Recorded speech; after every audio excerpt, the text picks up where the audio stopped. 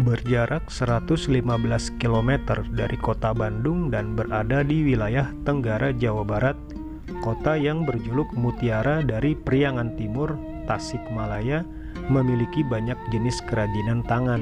Salah satunya adalah kerajinan payung gelis yang banyak tersebar di Kelurahan Panyingkiran, Kecamatan Indihiyang. Payung gelis menjadi logo atau lambang dari kota Tasikmalaya yang mempunyai makna sebagai simbol pelindung bagi masyarakat dan semua aset kehidupannya. Dari Panyingkiran inilah sebuah warisan budaya yang harus tetap dijaga dan dilestarikan, yaitu kerajinan payung gelis.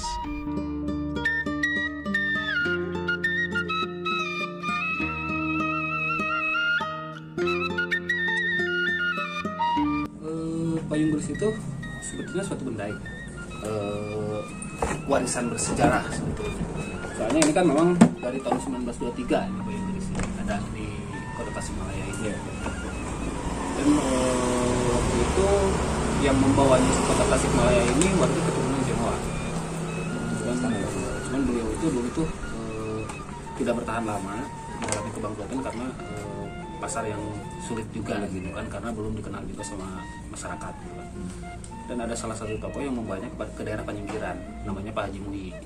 Pak Haji Muhi ini membuka pabrik juga sama di sini di payung gelis, payung gelis juga di Panyingkiran. Dan beliau juga tidak bertahan lama. Akhirnya ya almarhum kakek saya juga waktu itu yang sebagai pekerja di Pak Haji Muhi mencoba meneruskan untuk memproduksi payung gelis ini. Dari awalnya mungkin 2-5 piece gitu kan, dan itu pun dijual ke pasar dengan cara lesehan. Itu yang namanya payung gelis awal mulanya seperti itu. Dan yang pertama juga payung gelis itu namanya payung siem.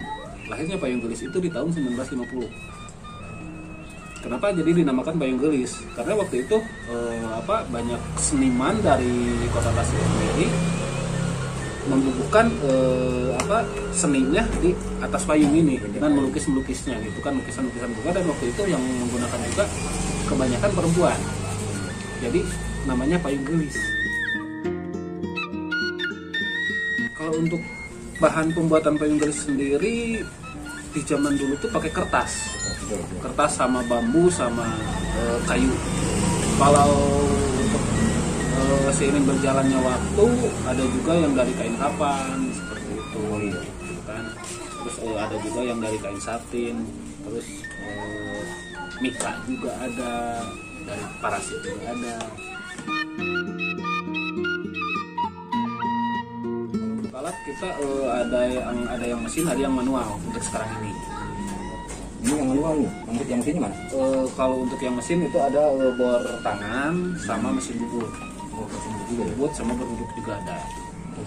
Bubut kayunya ya? Ya, untuk pegangan sekarang. Kalau dulu kan pakai bambu jadi tidak perlu pakai mesin bubut. Kalau sekarang kan pakai kayu, jadi otomatis kita pakai mesin bubut juga untuk membulatkan.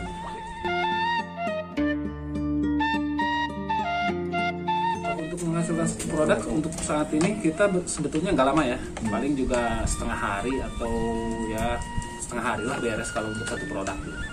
Karena kita butuh proses penjemuran dulu. Kalau misalkan kita menemui kendala di cuaca seperti mendung atau hujan, ya otomatis kita pengerjaan lebih lama. Karena kita nggak pakai oven.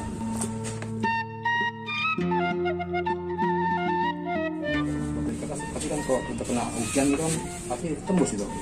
Sebetulnya enggak juga ya? Karena kita proses dulu untuk kertasnya. Prosesnya lagi kita pakai kanji dulu ininya. Ditutup dulu pori-porinya pakai kanji, baru nanti pengecatan luar dalam. Di vernis semuanya harus cat luar dalam. Setelah pengecatan luar dalam baru dilukis. Nah, setelah dilukis baru kita vernis. Jadi untuk air hujan kita tahan sama vernis, nggak ke cat.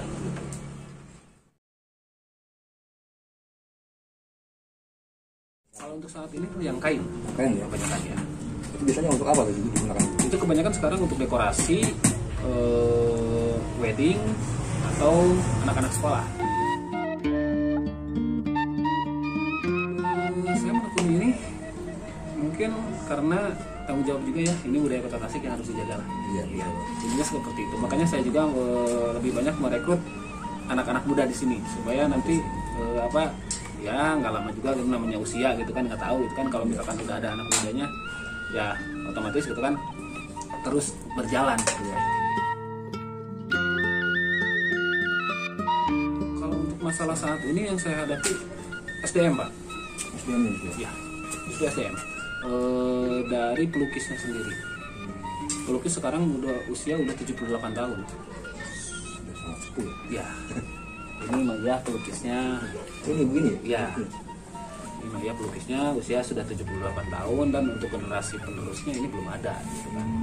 Bahkan saya juga udah kerjasama dengan Karang Taruna, dengan Kompepat juga, tapi ya kita menghadapi jalan buntu gitu kan. Ya. Karena kan anak muda sekarang yang mungkin lebih modern. Proses singkatnya mungkin pembuatan payung ini kita bikin dulu rangkanya. Kita rangkanya seperti ini, mungkin rangkanya seperti ini. Kita bikin dulu kerangkanya, baru nanti kita pasang kain, kertas atau segala macam kan, plastik, parasit atau itu bisa.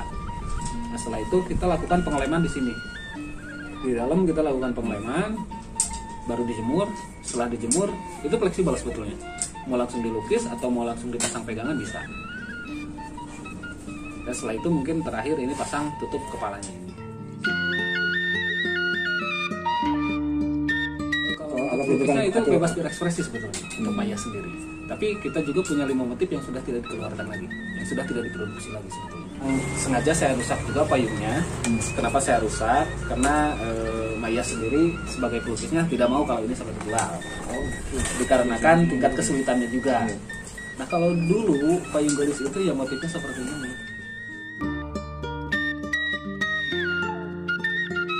Kalau untuk warga Panyingkiran sendiri mungkin nggak aneh ya Pak. Soalnya mungkin melihat tiap hari gitu kan, melihat tiap hari mungkin nggak aneh. Tapi kalau untuk di kota-kota lain justru kita lebih banyak peminatnya. Barusan aja kita ngirim ke Pekanbaru gitu kan, itu sekolah, itu mereka punya kurikulum sendiri. Iya, iya. Jadi udah punya kurikulum sendiri. Siswanya itu melukis di payung gelis. Iya.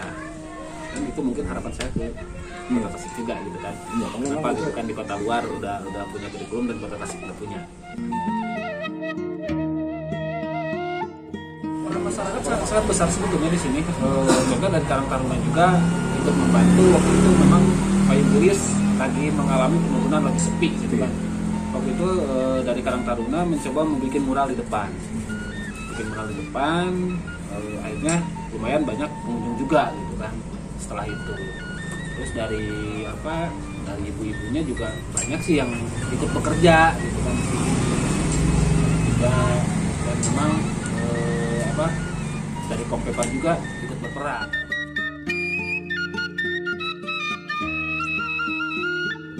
Nah, kalau saya sendiri sih lebih ke sosmed ya lebih di Instagram, mungkin sekarang ke TikTok gitu kan. Karena ngelihat dari situ ada peluang bisnisnya. Dan saya jujur aja nggak sempat nggak tertarik sih sama TikTok gitu kan. Saya cuma ngelihat gitu-gitu aja gitu kan. Pas kesini saya lihat ada ininya juga gitu. Akhirnya saya download TikTok juga.